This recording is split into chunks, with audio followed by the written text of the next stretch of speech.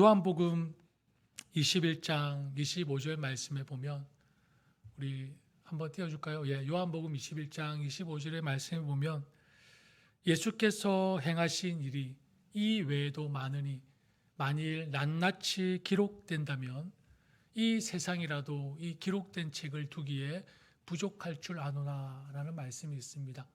요한복음 21장이면 끝장입니다. 그리고 25절은 또 끝절입니다. 마지막 요한복음 마지막 절에 이런 말씀이 있습니다.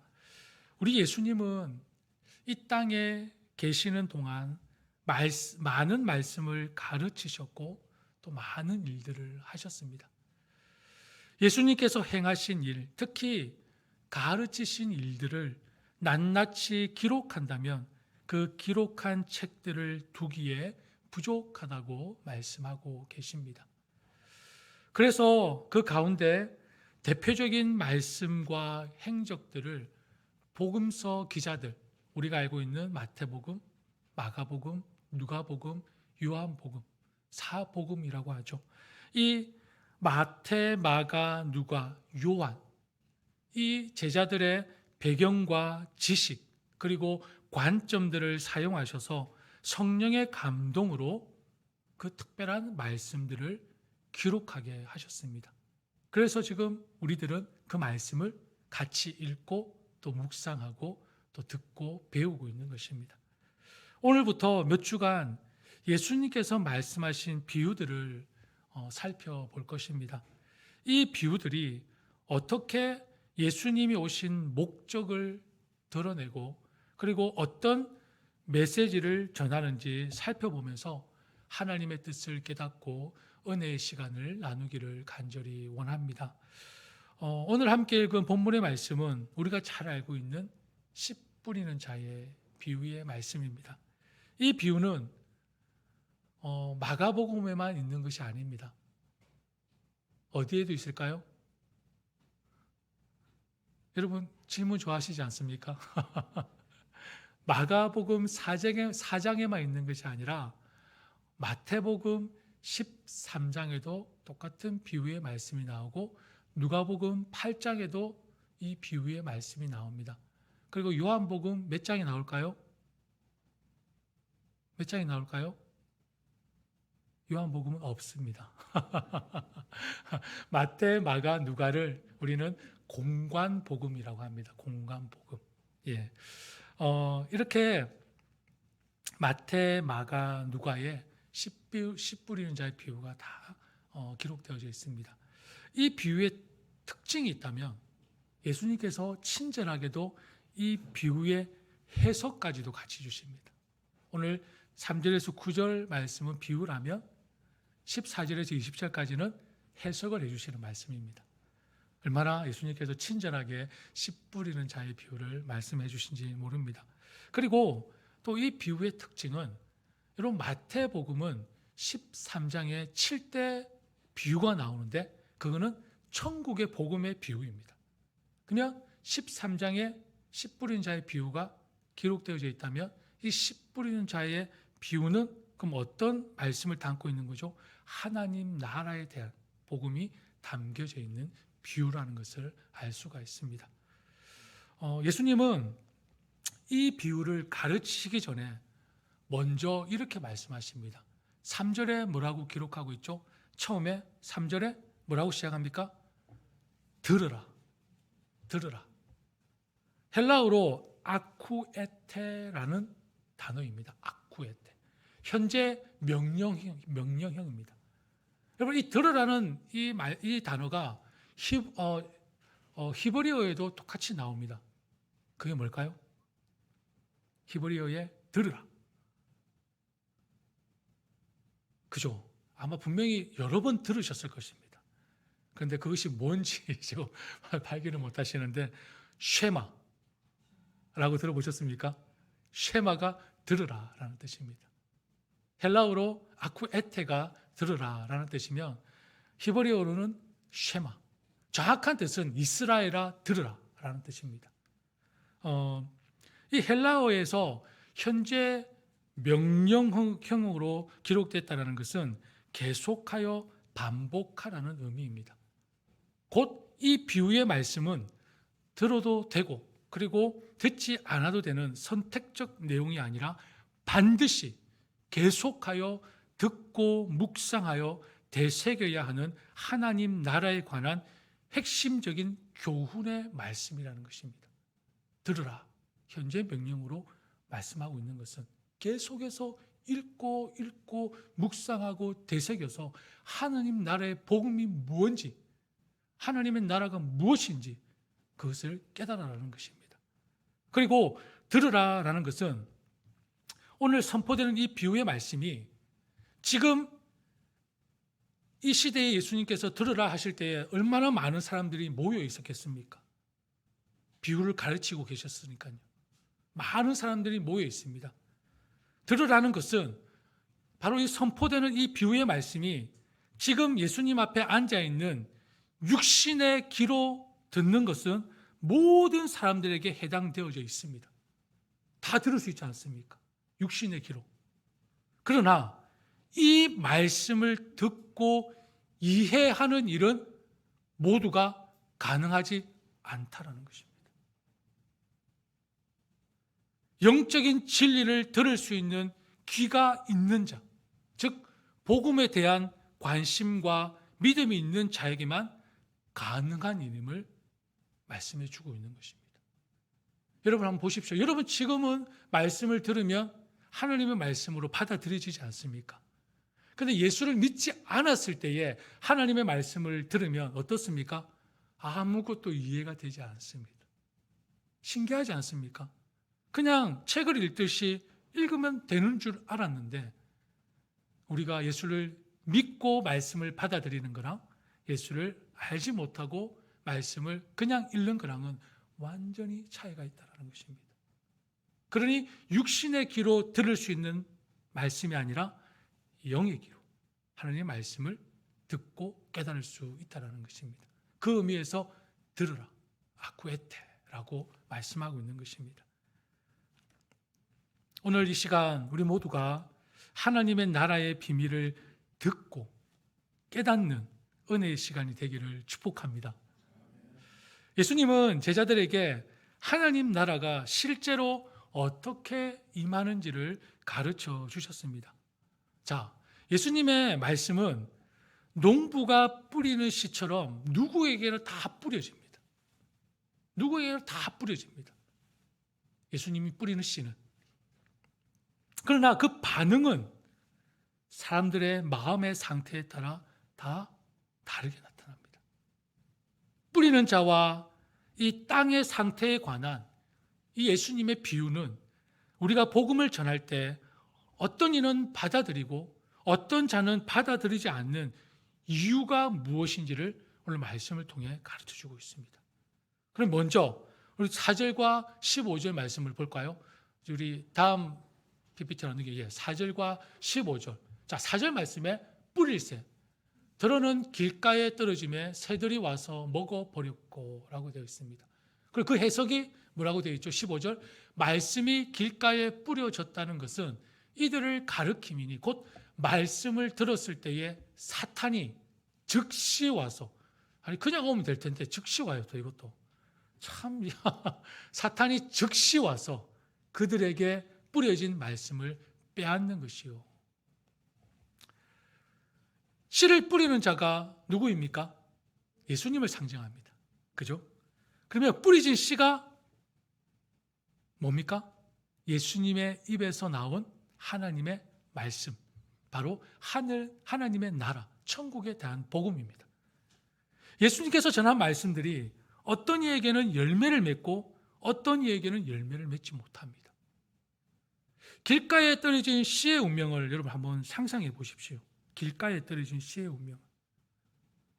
수많은 새들이 몰려와서 길을 따라 뿌려진 씨들을 남김없이 쪼아 먹어버립니다. 길바닥은 씨가 뿌려져도 결실에 대한 열매에 대한 어떤 일말의 기대도 할 수 없는 장소입니다. 그런 땅입니다. 새들이 씨앗을 먹어버린 이유가 무엇입니까? 새들이 씨앗을 먹어버린 이유가 무엇입니까? 어렵게 생각 안 하셔도 돼요. 맞습니다. 정확합니다. 집사님. 씨가 길가에 떨어졌기 때문에 새들이 그 씨앗을 다 쪼아 먹는 것입니다. 정확한 답입니다. 여러분, 새들은 뭘 상징하는 거죠? 15절 말씀에 곧 말씀을 들었을 때 사탄이 즉시 와서 그들에게 뿌려진 말씀을 빼앗는 것이요. 그러면 새를 상징하는 게 뭡니까? 사탄입니다. 사탄.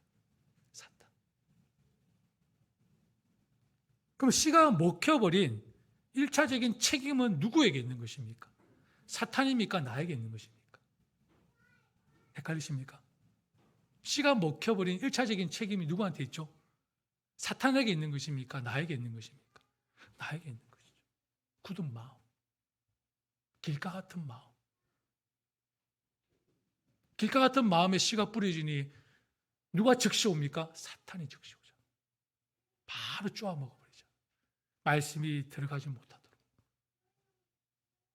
여러분, 잘 기억하십시오.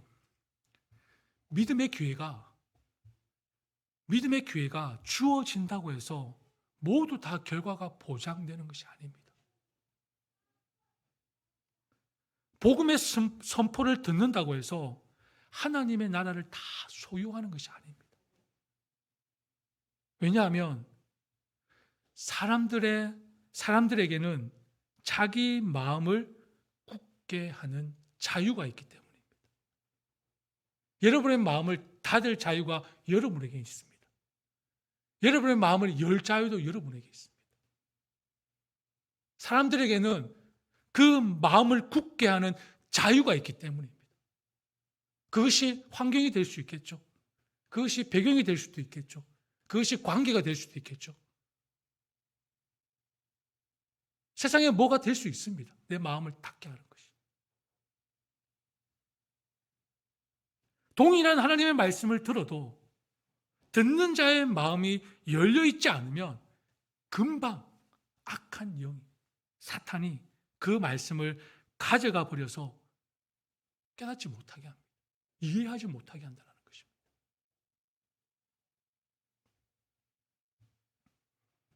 여러분, 그럼에도 우리는 어떤 자들입니까? 하나님을 믿는 자들입니다. 하나님의 복음을 깨달은 자들입니다. 그러면 하나님 말씀을 믿고 그 말씀을 전하는 자로서 우리는 뿌려야 합니다. 어디에 뿌려야 합니까? 길가든 돌짝이든 가시떨기든 다 뿌려야 합니다. 우리는 뿌리는 자들입니다. 우리의 사명은 누구에게나 하나님의 말씀을 전하는 것입니다. 열매를 거둘 만한 좋은 땅인지 그렇지 않은 땅인지 여러분 알 수 있습니까? 알 수 있습니까? 복음의 씨앗을 뿌려서 그 땅이 열매를 맺을 땅인지 열매를 맺지 못할 땅인지 여러분은 평가 다 하셨죠? 안 하셨습니까? 평가되십니까? 우리는 모릅니다.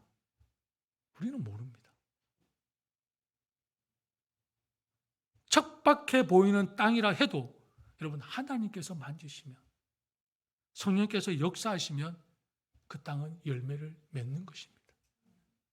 척박한 땅이라 해도. 그래서 우리는 그냥 순종하는 것입니다. 누구에게도 우리가 예외 없이 복음을 전하는 것입니다. 언더우드 선교사님의 기도 중에 이런 기도가 있습니다. 제 마음을 참 위로했던 기도인데요. 언더우드 선교사님의 기도 중에 이런 기도가 있는데 한번 들어보십시오. 주여, 지금은 아무것도 보이지 않습니다. 보이는 것은 고집스럽게 얼룩진 어둠뿐입니다. 어둠과 가난과 인습에 묶여있는 조선 사람들 뿐입니다. 그러나 주님, 순종하겠습니다. 겸손하게 순종할 때 주께서 일을 시작하시고 그 하시는 일을 우리의 영적인 눈이 볼 수 있는 날이 있을 줄을 믿습니다. 주여, 오직 제 믿음을 붙잡아 주소서. 언더우드 선교사님의 초창기 한국에 선교로 가셨을 때의 바로 기도입니다. 그 마음이 얼마나 칠흑 같은 어둠이었겠습니까? 여러분, 저와 여러분은 잘 알고 있지 않습니까? 이제는 이 기도의 열매가 얼마나 엄청난 것이었는지. 한국의 선교의 역사가 우리는 그것을 증명해 주고 있습니다. 이 열매를 통해 우리가 귀에 대는 대로 모든 사람들에게 복음을 전해야 할 이유가 바로 여기 있는 것입니다. 더욱더 분명해지는 것입니다. 그리고 이제 5절, 6절 말씀 다음 한번 넘겨드릴까요? 자, 5절, 6절 그리고 16절, 17절 말씀입니다. 들어는 흙이 얕은 돌밭에 떨어지매 흙이 깊지 아니하므로 곧 싹이 나오나 해가 돋은 후에 다시 타서 뿌리가 없으므로 말랐고, 그리고 16절, 17절 해석입니다. 또 이와 같이 돌밭에 뿌려졌다는 것은 이들을 가리킴이 곧 말씀을 들을 때에 즉시 기쁨으로 받으나 그 속에 뿌리가 없어 잠깐 견디다가 말씀으로 인하여 환난이나 박해가 일어나는 때에는 곧 넘어지는 자요. 흙이 많지 않은 바위 위에 씨앗이 뿌려졌습니다. 어떻게 되겠습니까? 금방 죽어버립니다. 뿌리가 없기 때문입니다. 돌이 많은 땅에서 여러분 물이 고여 있을 수 있습니까? 물이 못 고여 있죠. 그러니 수분을 빨아들일 수가 없습니다. 습기가 없는 땅에 어떻게 뿌리를 내릴 수 있겠습니까? 여러분, 뿌리를 내리지 못한다는 것은 뭘 말해주고 있는 거죠? 열매를 맺지 못한다는 것입니다. 마음에 말씀을 자라나게 하는 영적인 근원이 없는 사람을 가리킵니다. 처음에는 하나님의 말씀을 잘 받아들입니다. 그리스도를 믿는다고 고백하고 침례도 받을 수 있습니다. 그러나 그 기쁨은 잠시일 뿐, 삶의 역경이 찾아오면 곧바로 믿음을 포기해버립니다. 어려움과 시련이 찾아오면 신앙을 잃어버립니다. 시험을 만날 때 받은 말씀과는 전혀 상관없는 사람으로 전락해버립니다. 그러나 반대로 진정한 기쁨을 경험한 자들은 쉽게 포기하지 않습니다. 진정한 하나님의 나라를 경험한 사람들은 쉽게 포기하지 않습니다. 진정한 기쁨을 경험한 사람들은 인생을 대하는 태도가 다를 수밖에 없습니다. 돌밭에 표현된 사람들의 흔들리는 모습과 같지 않습니다. 상황에 따라 마음을 달리하는 변덕스러움을 갖고 있지 않습니다. 진정한 하나님의 나라를 경험한 자들, 오히려 믿음 위에 뿌리 내린 견고한 마음을 갖고 있습니다. 삶의 어떠한 역경과 시련에도 쉽게 낙담하거나 좌절하지 않습니다. 위기와 위험 속에서도 하나님의 말씀을 더욱 굳게 붙잡습니다. 그리고 이를 통해서 자신의 삶 가운데 풍성한 신앙의 열매를 맺습니다. 어떤 사람이요? 진정한 하나님의 나라를 경험한 사람들, 예수님을 만난 사람들. 우리가 예수님을 만난 사람들 우리가 몇 명을 살펴봤지 않습니까? 그리고 이제 7절 말씀입니다. 다음 한번 보여드릴까요? 7절과 우리 18절, 19절 말씀. 들어는 가시떨기에 떨어짐에 가시가 자라 기운을 막음으로 결실하지 못하였고, 그 해석의 말씀이 또 어떤 이는 가시떨기에 뿌려진 자니 이들은 말씀을 듣기는 하되 세상의 염려와 재물의 유혹과 기타 욕심이 들어와 말씀을 막아 결실하지 못하게 되는 자요. 아멘. 여러분, 이 땅은 앞에 두 땅과는 다른 땅입니다. 길가의 딱딱한 땅과 돌밭에는 씨가 뿌리를 내릴 수 없었으나 가시가 많은 땅에는 성장에 필요한 뭐가 있습니까? 흙이 충분합니다. 그죠? 가시가 자랐다는 것은 흙이 있기 때문에 자랐다는 의미겠죠. 그러나 토양 자체는 생산할 능력을 가지고 있지만 이 가시떨기가 바로 씨의 성장을 막아서 질식시킨다는 것입니다.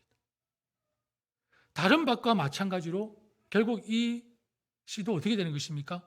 열매를 맺지 못하는 것입니다. 그 이유는 세상의 염려와 재물의 유혹과 그 밖에 다른 욕심들이 들어와 말씀을 막아서 열매를 맺지 못한다고 합니다. 결국 외적인 힘에, 외부적인 그 압력에 눌려 열매를 맺지 못하는 것입니다. 여러분, 이런 사람은 어떤 사람들일까요? 이런 사람은 어떤 사람이라고 여러분 여겨지십니까? 자신은 회개했으며 하나님의 백성에 속했다고 믿고 있지만 실은 유사 그리스도인. 들어보셨습니까? 유사 그리스도인. 그리스도인 척하는 사람. 그리스도인과 비슷한 사람. 유사 그리스도인입니다.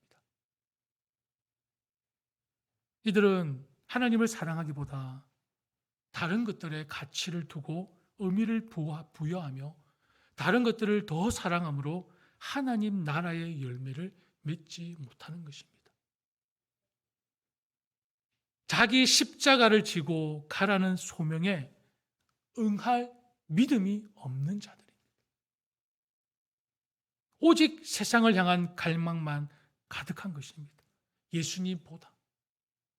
인생의 여러 선택이 우선하기 때문에 세상적인 꿈을 따르거나 쓸데없는 걱정에 휩싸여 그 속에 갇혀 있는 사람이 바로 가시떨기에 떨어진 씨와 같은 사람이라는 것입니다. 그렇다고 여러분 오해하지 마십시오. 꿈이나 걱정이 잘못되었다는 것은 결코 아닙니다. 누구나 부자도 될 수 있고 그리고 꿈도 가질 수 있고 또 살아가다 보면 걱정과 염려가 생길 수 있습니다. 왜 없겠습니까? 그러나 중요한 것은 바로 우리의 마음의 문제라는 것입니다. 우리의 부패한 마음, 다른 곳에 더 가치를 두고 더 사랑하는 우리의 마음이 문제라는 것입니다. 여러분, 부자가 되어도 검소하게 사는 사람들이 있지 않습니까? 그렇죠? 그리고 세상에 살면서도 걱정이 있고 염려가 있지만 그 걱정과 염려에 질식당하지 않고 기쁨으로 감사하며 사는 사람들도 분명히 있습니다. 잠시 있다가 없어질 세상 것에 대하여 탐욕을 가지게 되면 그 마음에 복음의 씨앗이 떨어진다 하더라도 어떤 관심이 사라집니까? 영생에 대한 관심은 사라질 수밖에 없습니다. 왜? 내 안에 세상의 그 욕망과 욕심으로 가득 차 있기 때문에. 어떻게 영생에 대한 하나님 나라에 대한 관심을 가질 수 있겠습니까? 그리고 그렇게 되면 누구라도 그 마음에 복음이 계속 머무를 수 있습니까? 없습니까? 없습니다. 사라지게 되는 거죠.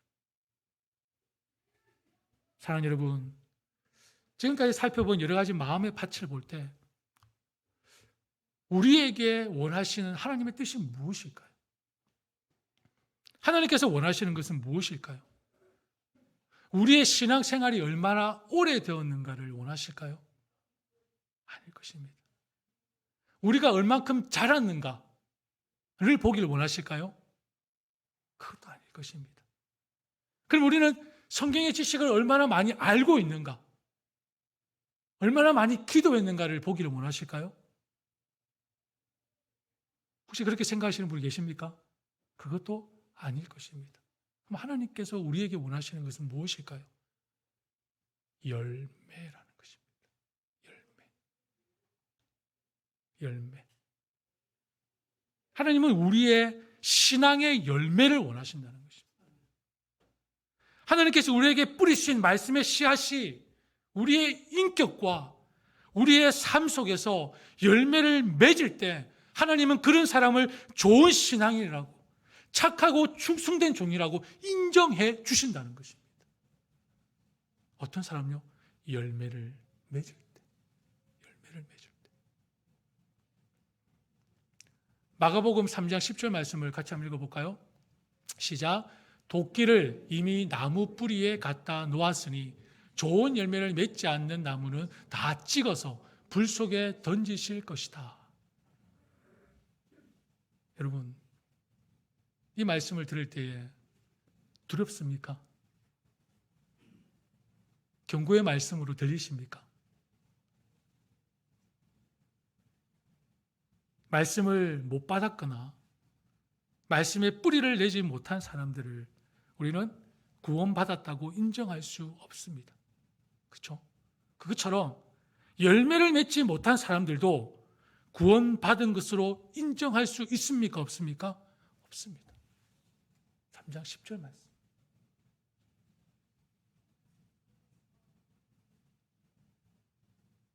이 말씀은 주일마다 교회에 출석하면서도 달라지지 않는, 변화되지 않는 사람들에게 경종을 울리는 말씀입니다. 예수님으로 말미암아 거듭난 사람들의 삶에는 뭐가 역사하십니까? 성령이 역사하기 마련입니다. 예수님을 만난 사람이 어떻게 성령의 역사가 없겠습니까? 당연한 것입니다. 하나님의 나라 그 기쁜 소식을 우리의 마음으로 영접했을 때 어떻게 성령이 역사하지 않으시겠습니까? 성령이 역사하니까 우리 안에 하나님의 나라가 충만해지는 거죠. 예수로 충만해지는 거죠. 성령이 역사하니까. 그러면 우리의 삶에, 우리의 인격에 뭐가 드러납니까? 변화가 드러나는 것은 당연한 것입니다. 열매로 나타나는 것은 당연한 것입니다.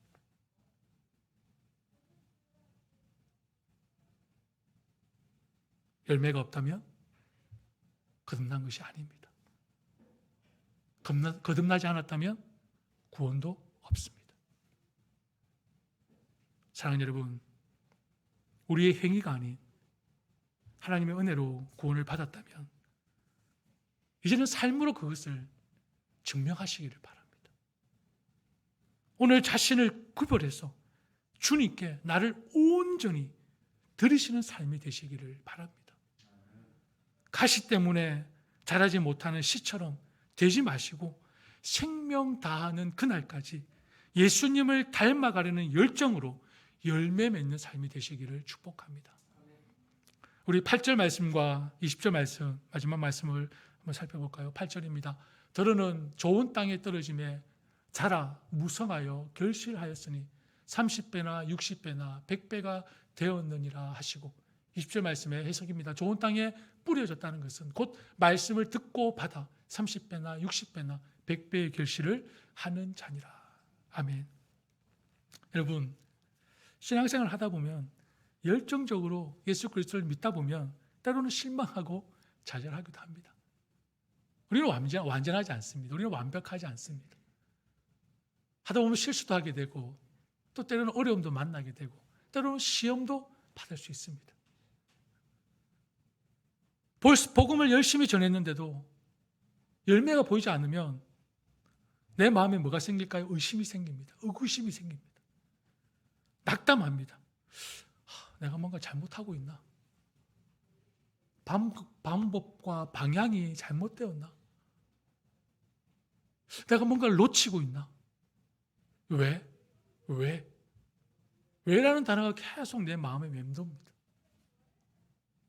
복음을 뿌려도 열매가 안 보일 때에 얼마나 답답하겠습니까? 마치 언더우드 선교사님의 그 마음이 딱 그와 같지 않았을까요? 생명을 걸고 조성이라는 땅에 왔는데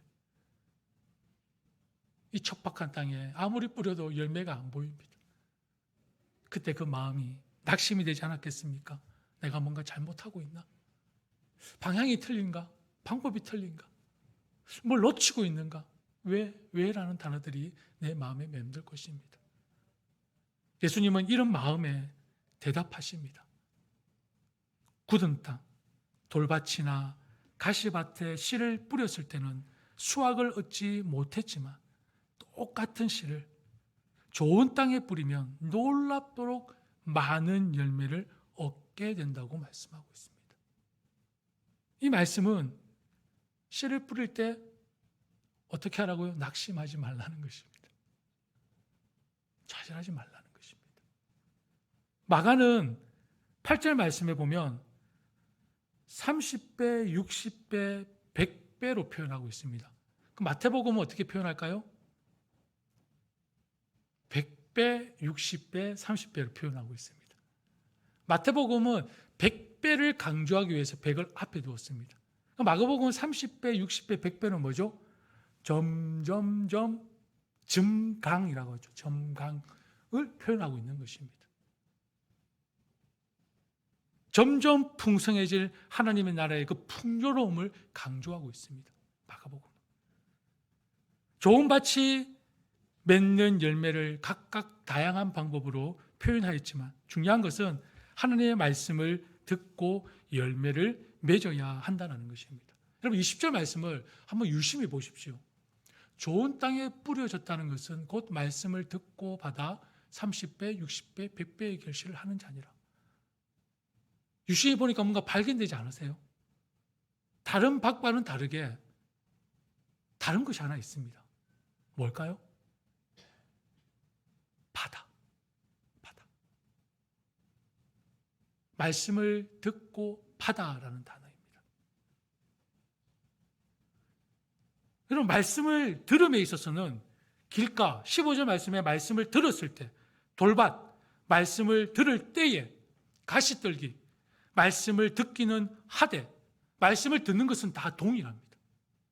다 듣습니다. 그런데 좋은 땅은 옥토는 말씀을 듣고 바다라고 말씀하고 있습니다.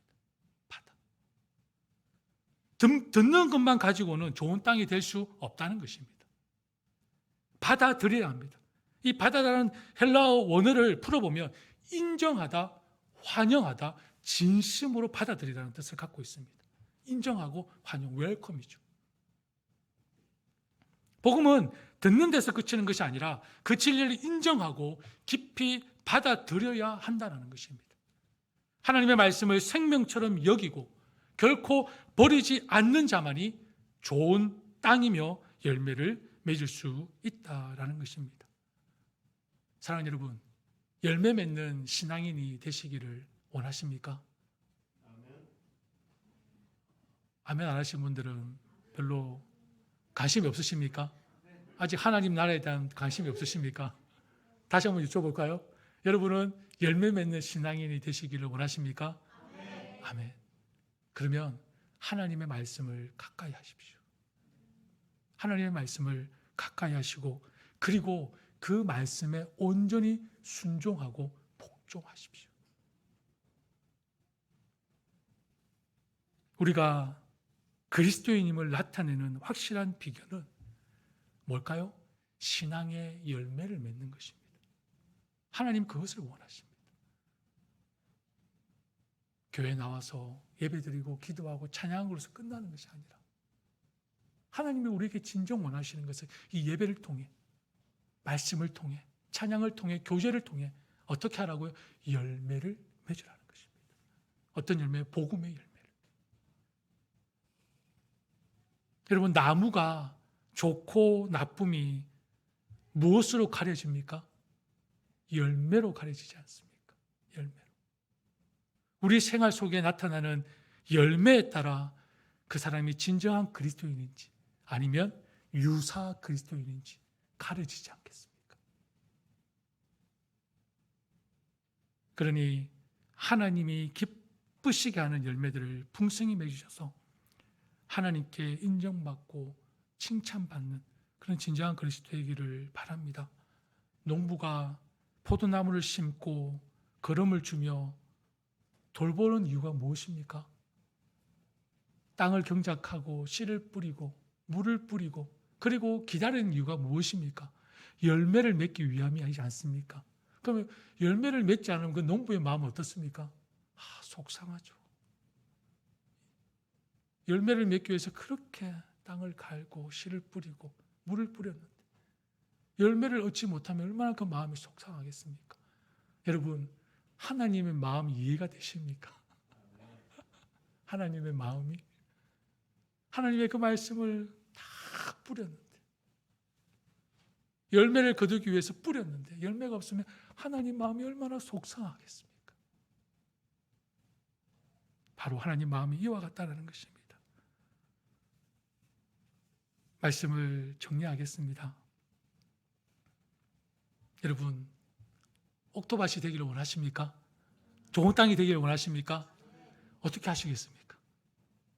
어떻게 좋은 땅으로 만드시겠습니까? 예? 여러분, 우리가 아무리 경작한다고 해도, 우리 마음을 아무리 잘 다스린다 해도 우리 마음은 옥토밭이 될 수가 없습니다. 이 씨 뿌린 자의 바로 본질이고 핵심입니다. 우리는 옥토밭을 만들 수 있는 힘이 없습니다. 능력이 없습니다. 우리가 우리의 마음을 경작한다고 옥토가 될 수 있을 거라고 생각하십니까? 천만에요.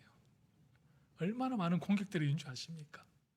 내 마음을 옥토로 만들 수가 없습니다. 오직 뭘로? 하나님의 공의. 하나님의 공의.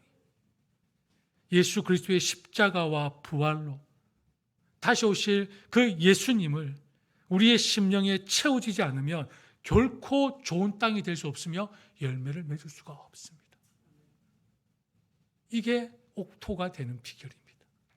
내 마음이 예수 그리스도로 충만하지 않으면, 내 마음이 예수 그리스도의 십자가와 부활과 다시 오실 주님으로 채워지지 않으면 아무리 씨를 뿌려도 여러분 열매 맺지 못합니다. 왜요? 구원은 오직 예수 그리스도로만이, 하나님의 나라는 오직 예수 그리스도로만이 갈 수 있는 나라이기 때문입니다. 우리의 어떤 공로나 노력이나 자격이나 열심도 거기에 0.00001%도 기여할 수 없습니다. 절대 기여할 수 없습니다. 어디 감히 하나님의 그 구원의 주권 속에 우리의 노력이, 우리의 생각이, 우리의 헌신이 천만해요. 우리는 그렇게 하나님의 은혜의 씨에 의해 열매 맺는 하나님의 백성들이 된다라는 것입니다. 우리 스스로 우리의 가시덤불과 돌짝들을 제거해서 하나님 나라 백성들이 되는 것이 아니라는 것입니다. 오직 예수로만 채워질 때, 그게 바로 좋은 땅이고 옥토라는 것입니다. 여러분, 이 세상에는 좋은 밭이 하나도 없습니다. 여러분, 밭이 다 좋은 밭이라고 생각하시죠? 저도 좋은 밭이 아닙니다. 이 세상에 좋은 밭은 하나도 없습니다. 하나도 없습니다. 다 길가밭과 같고 돌짝밭과 같고 가시덤불과 같은 밭들입니다.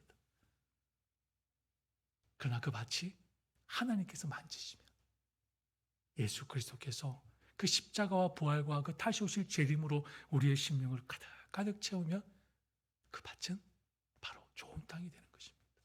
옥토가 되는 것입니다. 여러분, 밭에는 생명이 없어요. 밭에는 생명이 없습니다. 여러분, 우리가 씨를 뿌린다고 해서 그 밭에 생명이 있어서 씨가 자란다고 생각하십니까? 아닙니다. 자라게 하시는 것은 누구죠? 하나님의 주권입니다. 하나님의 주권. 하나님께 속한 것입니다. 하나님께 속한 것. 열매 맺게 하시는 분은 하나님의 주권이며 하나님의 능력이며 하나님의 바로 손에 달려있다는 것입니다. 그 마지막 질문 드리고 예배를 마칠까요? 왜 나는 예수를 믿고도 여전히 이 모양 이 꼴인가?